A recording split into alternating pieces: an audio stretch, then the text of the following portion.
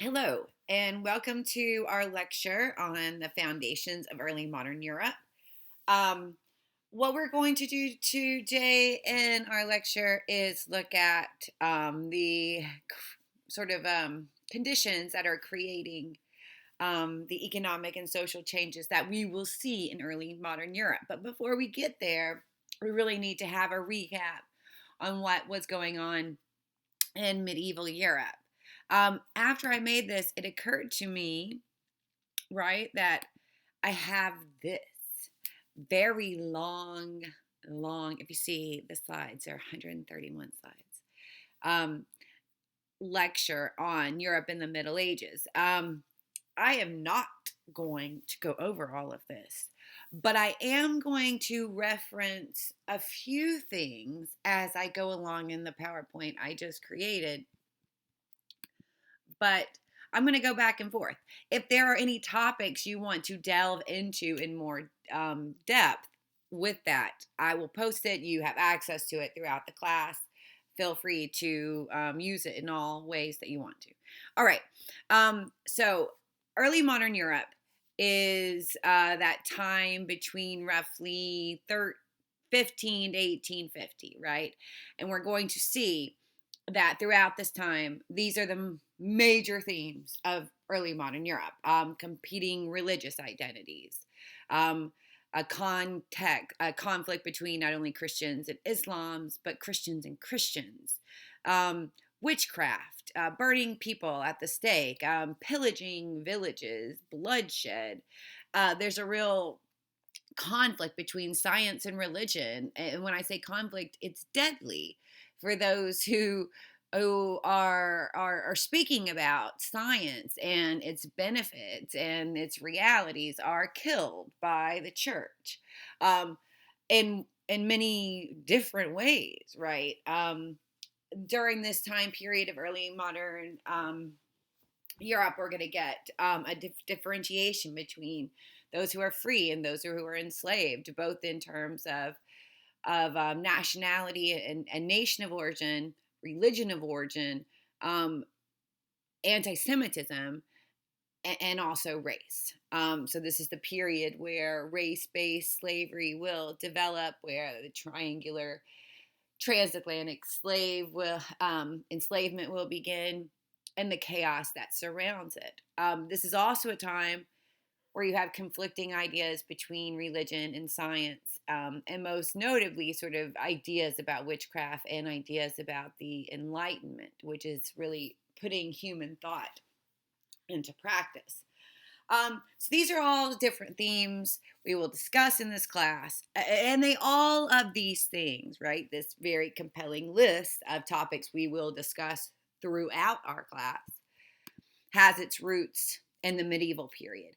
We tend not to use medieval as much. You can use medieval, you can use Middle Ages, but roughly between 900 and 1350-ish is again another transformative time period, ending with the plague, which we're going to spend a significant amount of time talking about at the end. During that period in European history, from 900 to 1350, there is a considerable African presence, even before the early modern period. We know that in the early modern period, there will be an enslaved population throughout Europe. But even before that, there are Black travelers, there are African merchants, there are invaders, diplomats.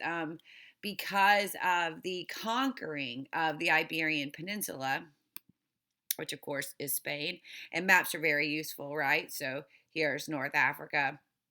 This is the Iberian Peninsula, where you have modern day Portugal and Spain.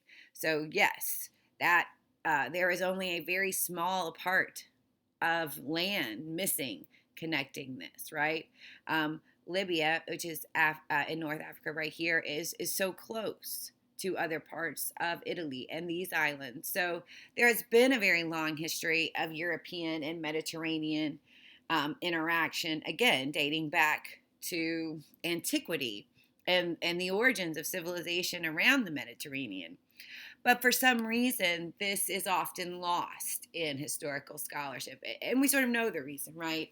There's been a very concerted effort to create a Eurocentric view of who Europeans were.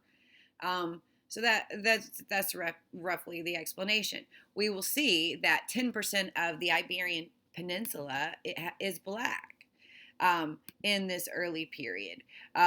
Many will become enslaved and will be categorized as such, but there's a significant black population that is already there, and we would find similar things across Europe. Now, we're going to spend additional time looking at Spain and Portugal specifically and this history of black conquering in a different lecture altogether. But it's also worth noting that there are some scholars who are arguing that the series of Viking raids that go on across Europe, and of course, Vikings would have been located here, some were black. And that also adds to this sort of universal presence of blackness across Europe, including Hannibal, who was constantly attacking the Roman Empire, even in the early 500 years earlier. He was Libyan, also black. So once we start to understand that the black presence in Europe predates the early modern period, it should not be surprising then that we are going to see a variety of different types of experiences in Europe, ranging from those who are enslaved, from those who are free, for even those who are nobles, and living in very exclusive kinds of privileged lives. All right. It's important also to note that at the same time, if we look at medieval West Africa, this is a time where this is the place that's also thriving. I say also as in an unfortunate way.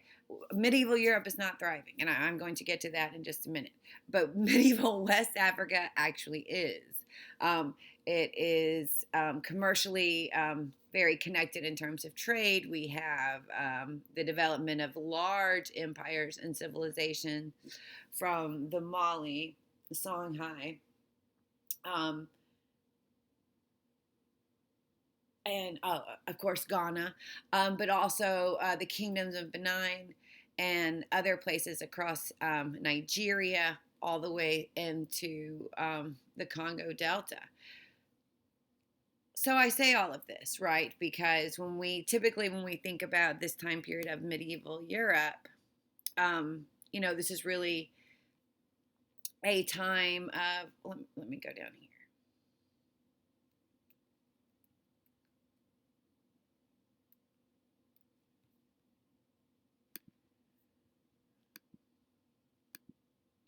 Where we see lots of transformations in society, and a place that's generally not the place you want to be in life.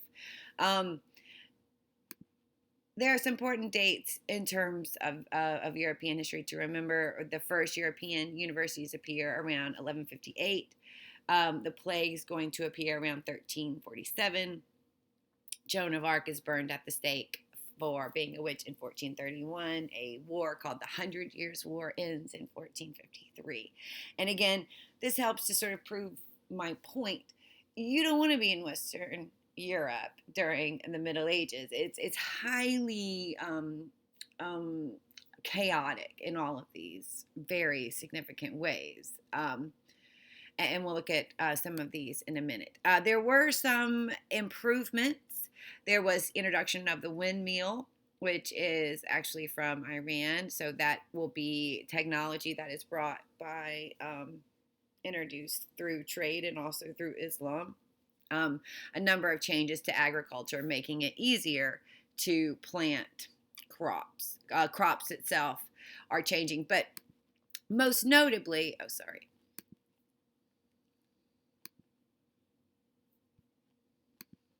what is happening is the beginning of the feudal system. And feudalism is an economic system, basically built on the idea of rights and obligations.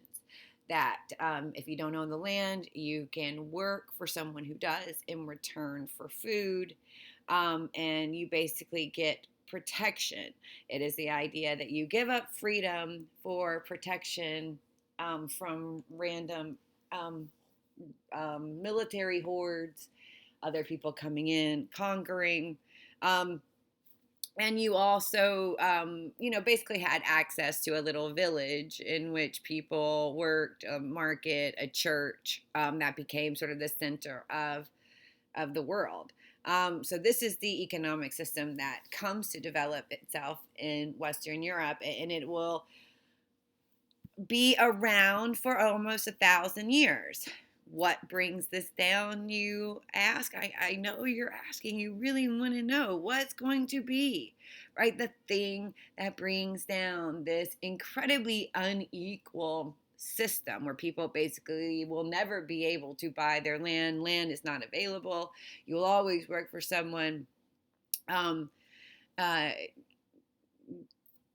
plague. It's going to be the plague, but we'll get to that in a minute.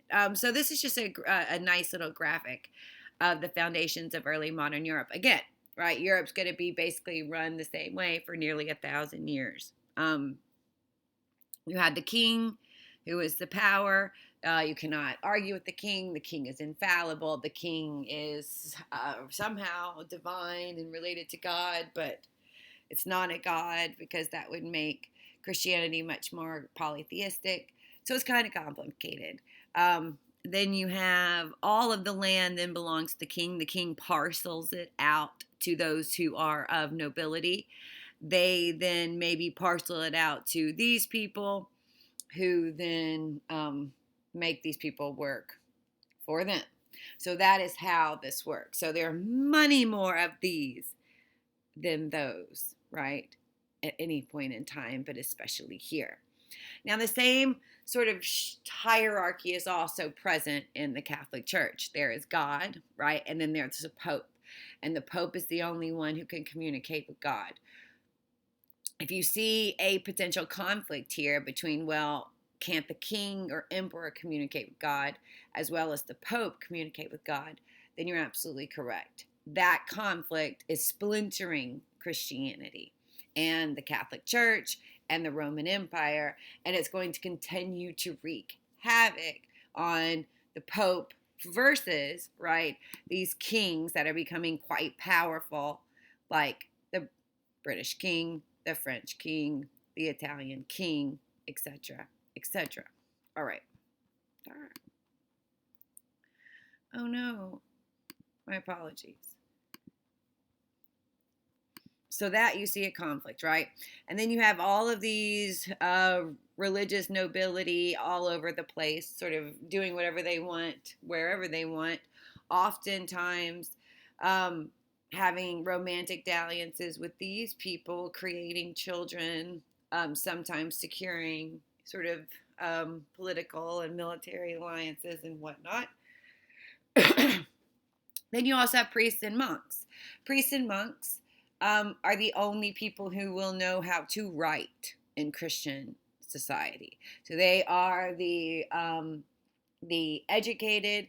They are also going to be some of the ones who challenge the corruption that they see around them, creating new religions that also create other wars, creating bigger divisions within the Christian world.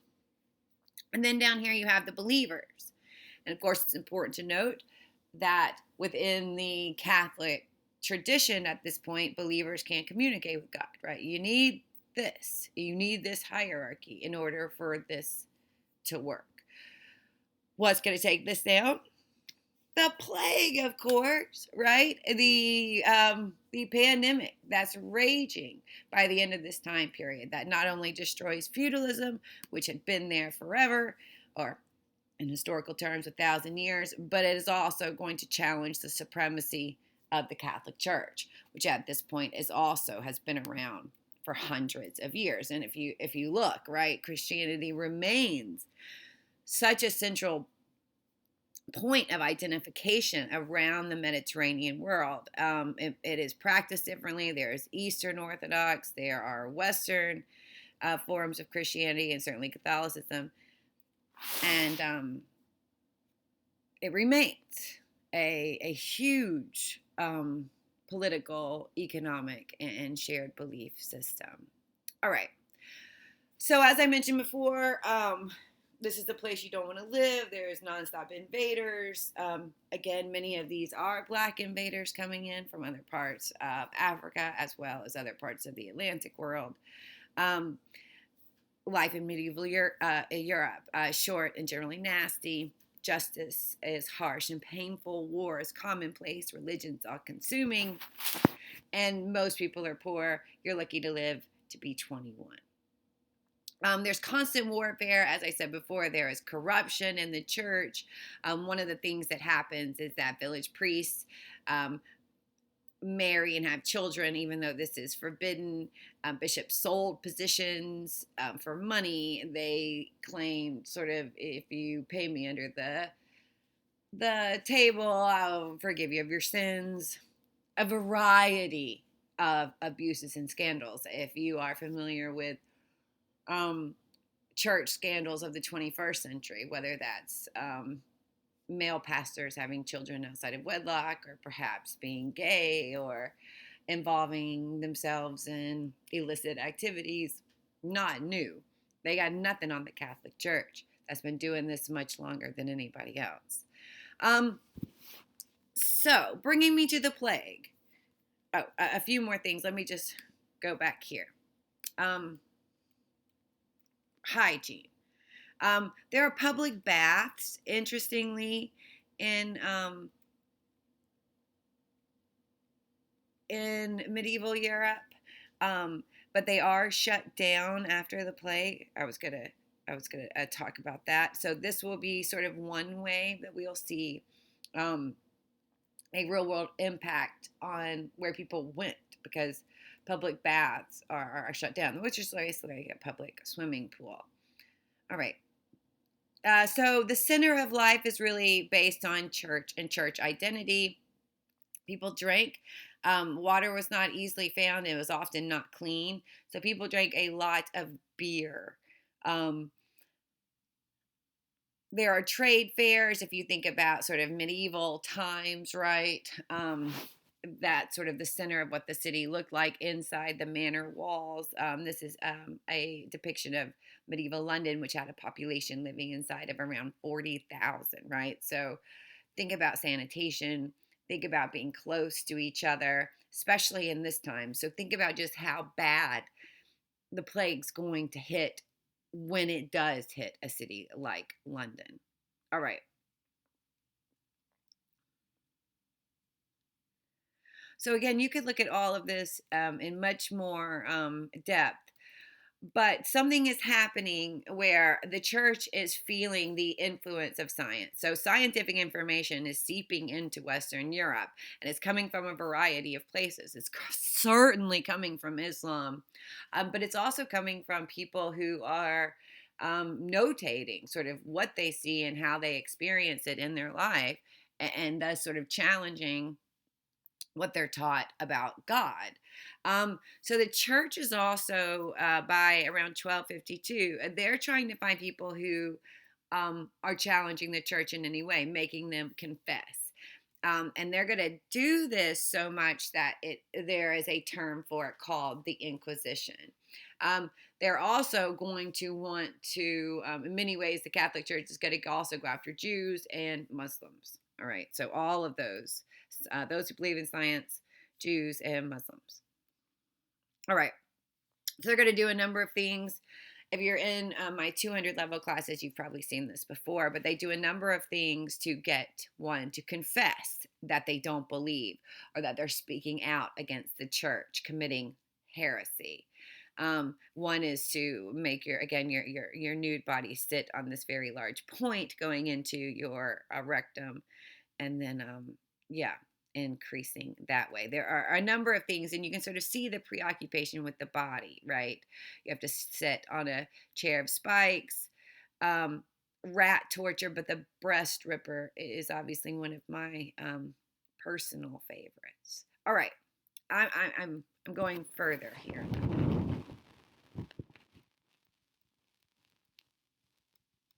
And there's so obviously a relationship, right? As these places of study are open, and people are learning, and they come to challenge the church. So it's interesting that those who are challenging the church, where are they coming from? Where they're mostly coming from within the church. They are the monks, um, who are learning, who become the ones who are challenging the church. Medieval architecture is the best part by far of this period. For if you live in Western Europe, it is a time of and just beautiful architecture. With this being an example, this is the Cathedral of Notre Dame in Paris, and this is Saint Chapelle, which is also a French Gothic. What makes it Gothic, right? It is the pointy structures at the top. See how they're all pointy? Sometimes it's the use of what are called flying buttresses. Those are those arched columns right there. You see how their archway is pointed rather than curved. Another demonstration of Gothic architecture and the use of stained glass windows, particularly those in this type of pattern. Flying buttresses are so gargoyles, right? So on top of Notre Dame and other architectural and other cathedrals, they would create these gargoyles, and they're there to, protect one away from evil spirits. But they also act as water spouts to protect the churches from runoff water, which is also very interesting. And here are some images of the gargoyles up close. So they do believe in evil spirits. They are religious and superstitious. And that was not seen as having any sort of conflict at the time. All right, so the plague. Here we are, the late Middle Ages. So around 1350. So in the broader scheme of the world, there are major clashes between Islam and Christianity going on in terms of the Crusades. We will have to talk about that later. There is also schisms or divisions, a fracturing of the Catholic Church that is also going on. So when, just like right now, COVID-19, right, if you were to identify what was going on, huge political divisions going on in the country, economic crisis, that was happening. People, there was seemingly lots of wealth going on at the top. Trump saying, whatever you're saying, greatest economy, people working, blah, blah, blah. But the reality is we all understood, and many people felt that that was not their lived experience. So again, economic inequality, all of these other, certainly criminal justice inequality, obvious racism, brutality going on. So when the plague hits, just like when COVID hits us, it shines a light on all of these problems and abuses, and will in effect create massive change. All right. So population has grown to its highest point because of an explosion of learning and culture. There have been changes in agriculture. We're being able to cultivate more food, feed more people. People are moving to these urban centers. And generally, again, living just a tiny bit longer, but more, positive lives, however you want to define it. In so doing, right, when you move into the same city, when you live in crowded areas, when you are stuck in small quarters, you're going to feel the trappings of overpopulation. And again, as I mentioned earlier, when the plague hits, these are already people living in tight quarters, very unsanitary conditions. The two make for a deadly combination. Prior to the plague, there is famine, which had gone on for several years, which had already had a huge effect on the population. All right. This pandemic that hits is the most devastating natural disaster in European history. It is a bacterial infection that killed 38 million people in Europe out of a pre-plague population of 75 million. And in urban rates, the death rate was 50 to 60% of the population. There are different types of plagues, and you can sort of look about that on your own. The first hit area is Italy, and that is because of ships coming into port from Asia, which is where the bacteria and disease originates. The ships are quarantined, and the rats get to shore. The poor sanitation of the time allowed for quick spread. The plague spread more quickly in crowded areas. Rural areas did not fare quite as badly, and travels through these very, by this point, right, integrated trade networks that are going on, right? There is an extensive trade network that is in existence from Western Europe into Africa and going as far east as China. So once the sort of rats roam free, as well as the merchants, travelers that are going across cities in these cosmopolitan places, from Lisbon to Libya to Turkey, it has a mass effect, as we see, right? As we don't have to imagine what that looks like. We have seen that in our own lives. People could be infected within a week.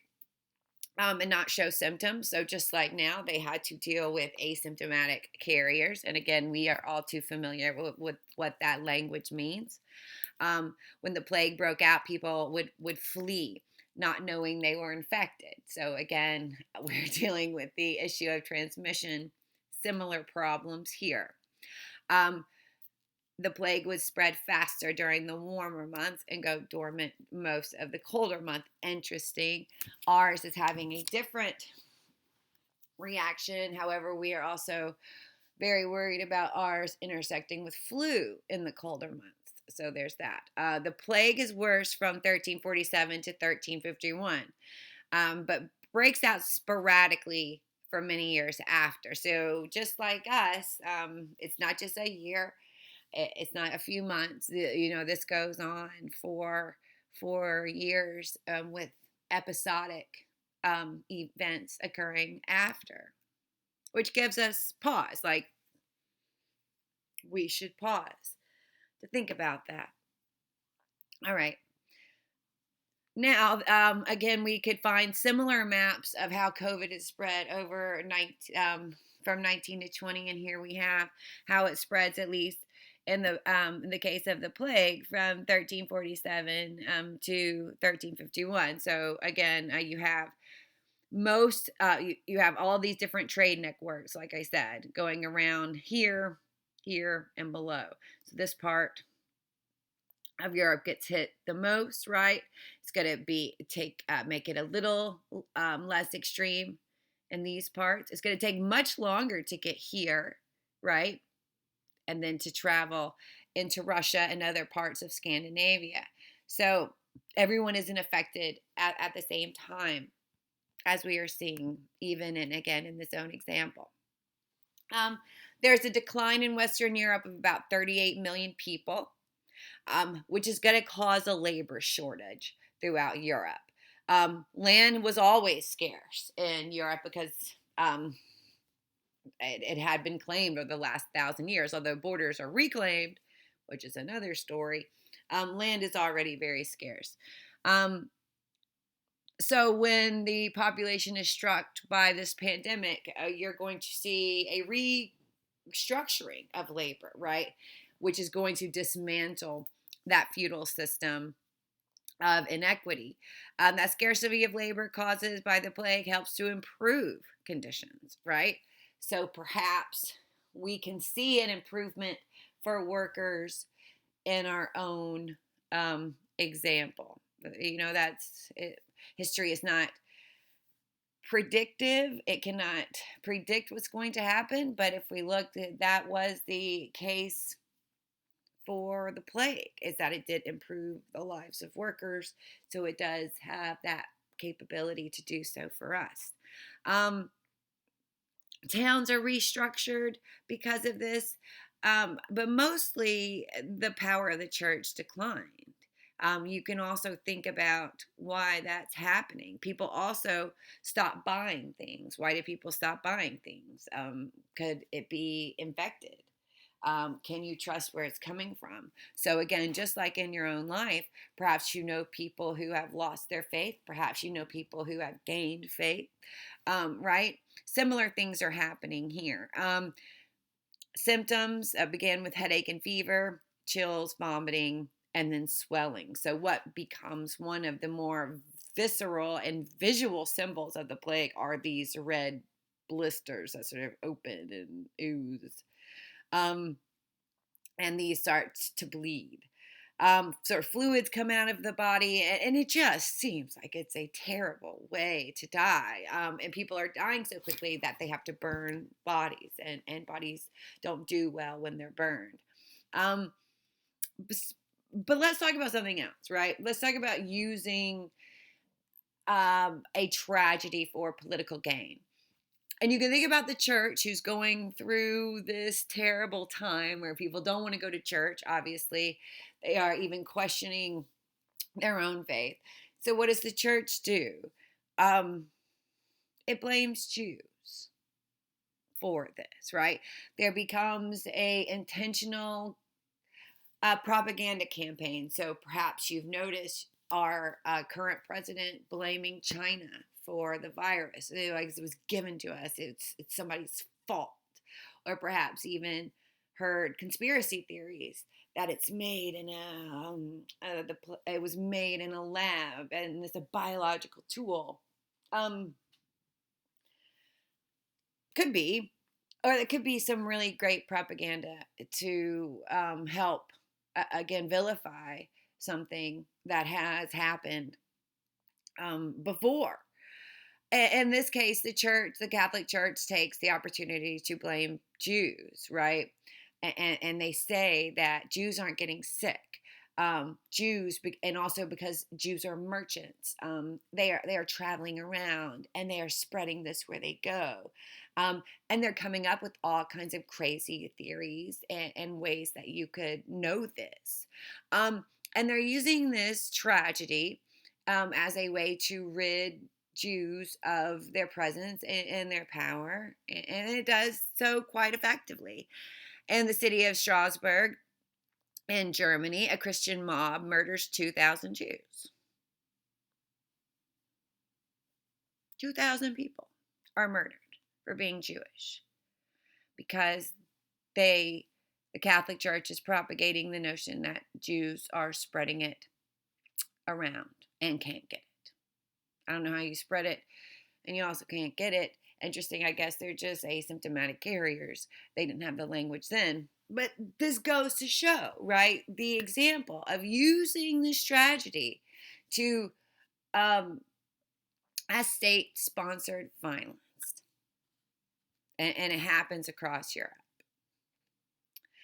There are economic consequences, actually, as I said before.